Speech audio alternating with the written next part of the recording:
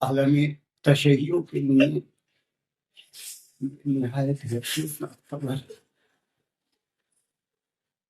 دلوں کو چیٹ دینے والی خبر، لیکن اللہ کی رضا کے لیے اور اسلام کی فتح کے لیے ہم کبھی بھی شہادت سے پیچھے نہیں ہٹے۔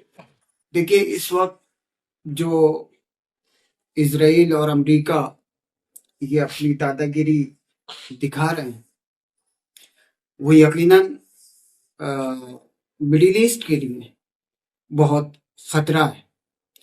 آج ایران کو قبضہ کرنے کا ارادہ ہے، کل وہ دن دور نہیں ہے جو عرب ممالک ایران اور اسرائیل کی غلامی کر کے اپنے آپ کو بہتر بنانے کی کوشش کر رہے ہیں۔